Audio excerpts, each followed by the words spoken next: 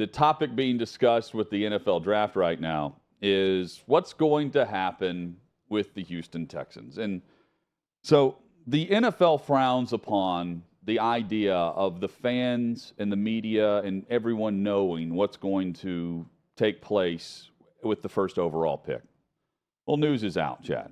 News is out. Bryce Young, according to reports and the fact that, the reports are he's not taking any more visits, although he has visited the Texans. He's not visiting with anyone else for the opportunity that he falls very far. In fact, the reports are the Panthers have made up their mind they're going to draft Bryce Young.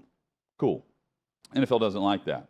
When Goodell goes to the podium at 8:15 Eastern next Thursday, he wants some drama behind what name he's going to read.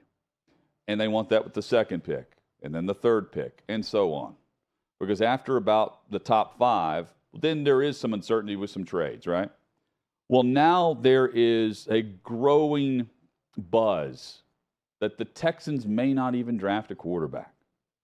That we may get to a point where this quarterback crop falls further than what we thought, maybe not like last year, but for all of the discussion about the QBs going 1, 2, and 3, which will be only the 4th time in the history of the draft we've seen that.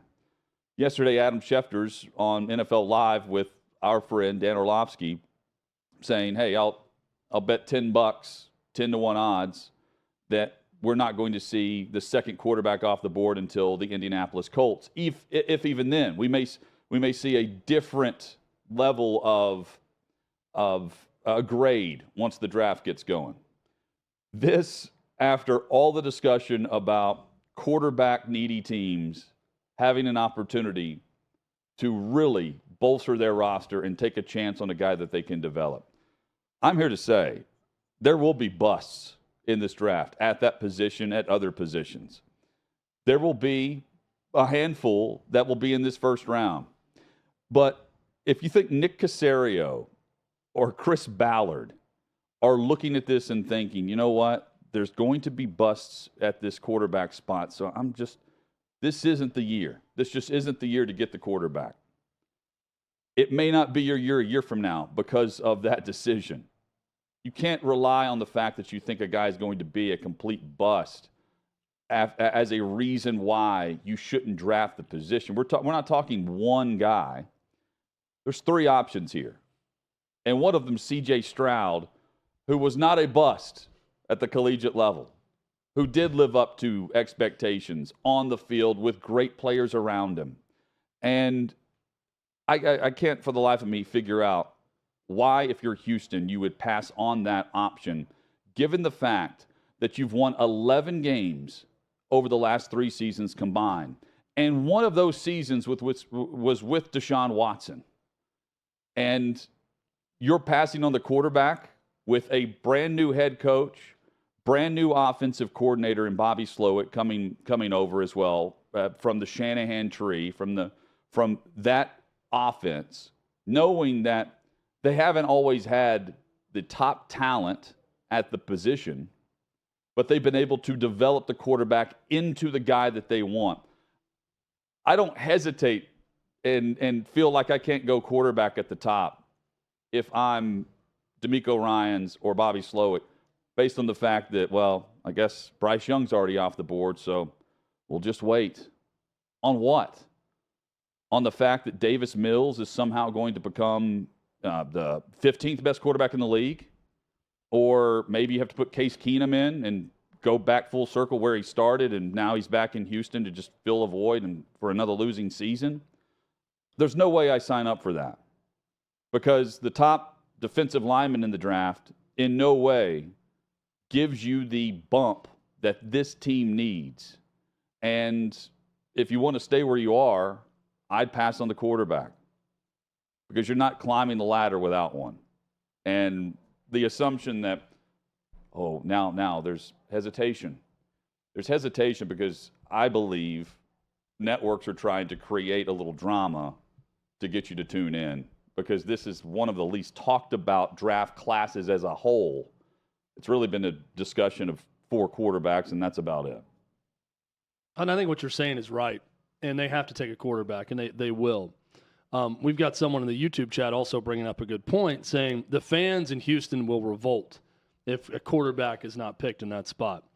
I do also think that there are times when general managers will take a quarterback they don't love simply because out of fear.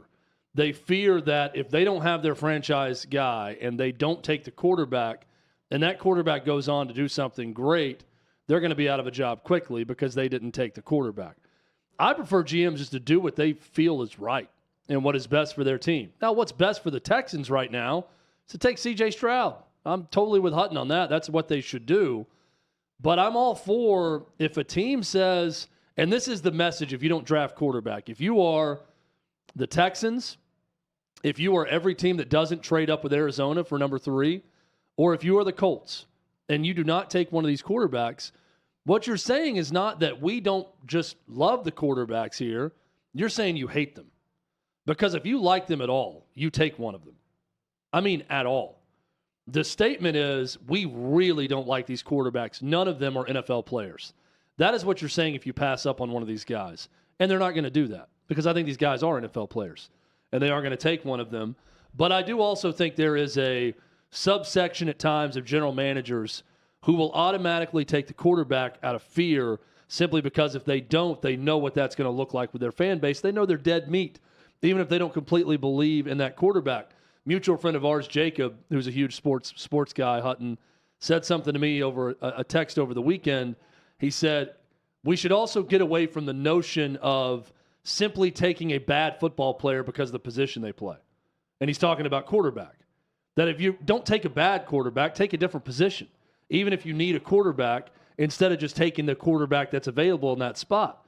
I don't think these guys are bad. I wouldn't take Will Levis, but I don't think these are bad quarterbacks, so they need to take one of them. But I can also see that side of it with if you are a GM who says, not only am I not in love with one of these quarterback options, I think they suck.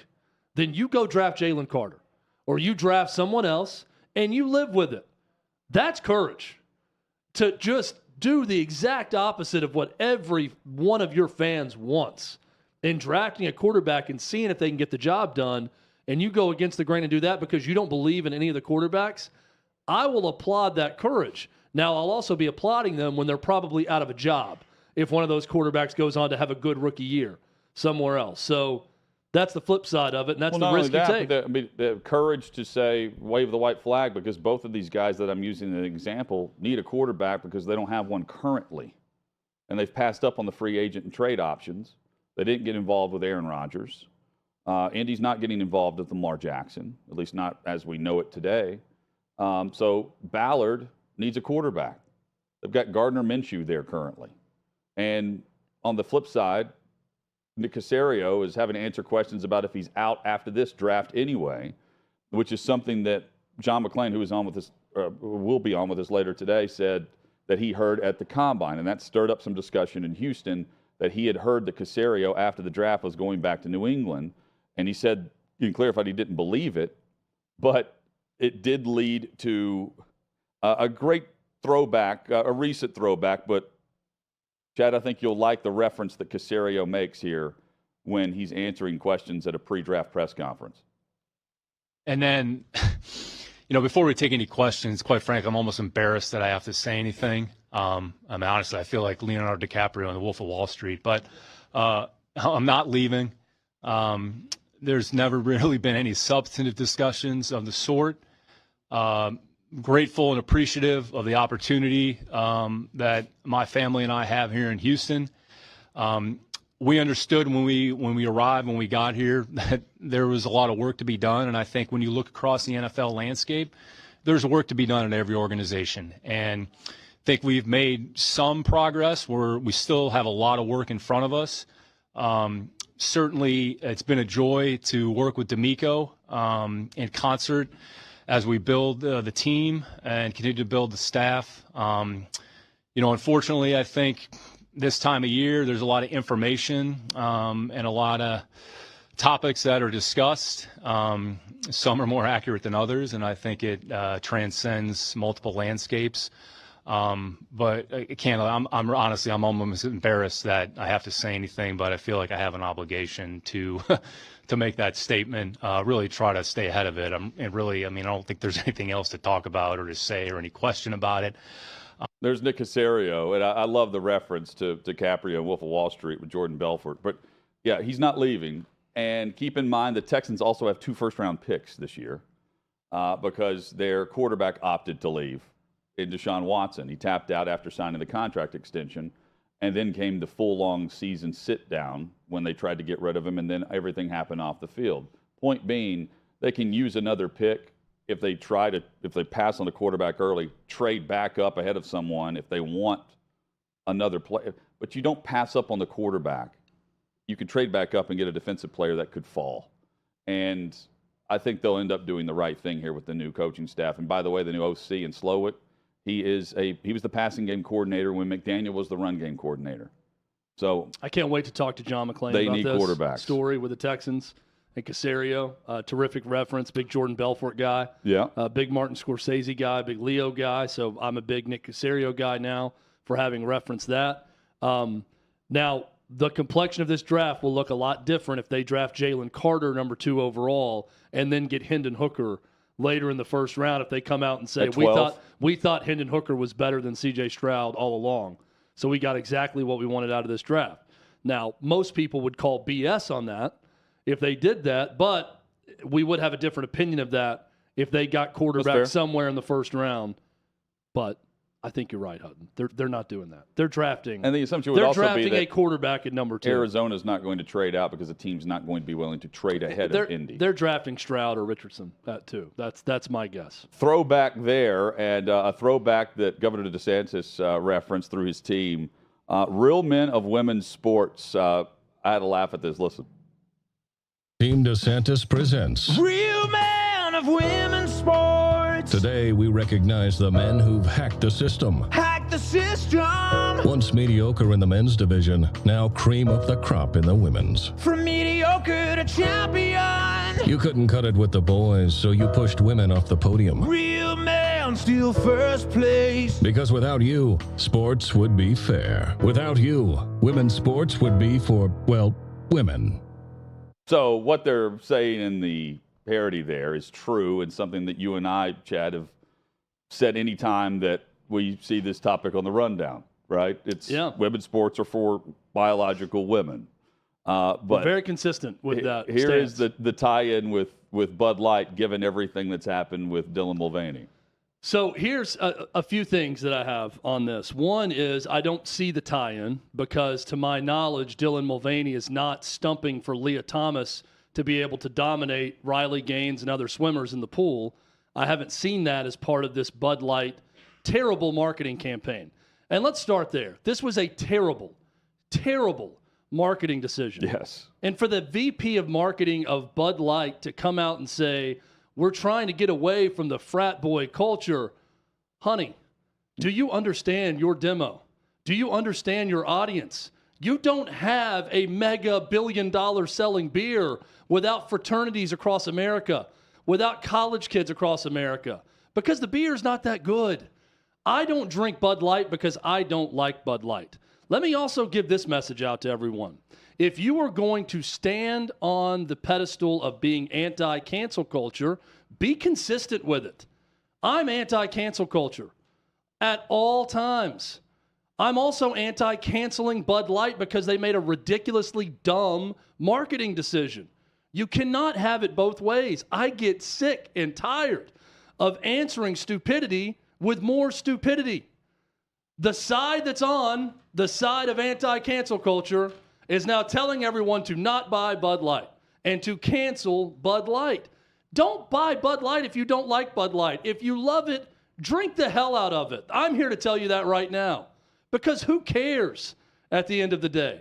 Do I believe that if you make a bad marketing decision, that sometimes it should cost you financially? Sure, and that's what's happening with Bud Light, and they get what they deserve. But don't talk to me about being anti-cancel culture and then go on and tell me how you need to go cancel Bud Light. It doesn't work that way. This is what people have been railing against forever. If you're on a side that's seen as conservative politically, people have been canceled over and over and over again. Companies, there's been boycotts attempted of companies that have endorsed a presidential candidate or talked to a presidential candidate or shook hands with a presidential candidate or done anything that's seen as right-leaning for years. The response to that is not to get in the muck and be dumb with them and say, well, no, we're going to cancel you too because no, just don't do it. Be smart. Be anti-cancel culture. We are anti-cancel culture on this show. That works all ways. So if you like Bud Light, drink the hell out of it. And if you hate it like me, don't. It's that simple. And we can all acknowledge, hell, Bud Light has acknowledged this was a terrible decision. Right. There is not a planet that exists or a marketing world or an office on Madison Avenue that would tell you, hey, you know what we need to do with Bud Light? We need to get more of the trans community involved on this and go against selling to fraternities. That's bad business. And it's bit them because it's bad business. But let's stop with the cancel stuff. If you're anti-cancel culture like I am, then don't be cancel culture about this too. Mock the stupidity of people that want to cancel everybody and everything because they don't agree with it, and then move on. Don't respond to stupidity with more stupidity. Well said. And I'm right there with you. The anti-cancel culture and speaking out against hypocrisy. Yes, that's what this show will do. Look, we have been hired to voice our opinions. And this is what Clay talked about on his podcast with Stephen A. Smith. We talked about the ability to say whatever you want and have no fear of cancellation. I'd be very uncomfortable if having trumpeted these values, these American First Amendment values, like we do here at Outkick and like Clay has as the founder of Outkick forever, if I then came on here and say, but let me tell you this, stand with us and don't buy Bud Light. Cancel it. Because they made a bad marketing decision. And the DeSantis video is funny. I did laugh at it. Yeah, me too. But also, he's making a false connection here. Dylan Mulvaney was not talking about trans being able to compete against women in female athletics. You made that connection on your own somehow with it. So I don't really see the connection to it in this instance. But again, if you're anti-cancel culture, consistency. Consistency, lack of hypocrisy, that is what we do here on Hot Mic. Thank you.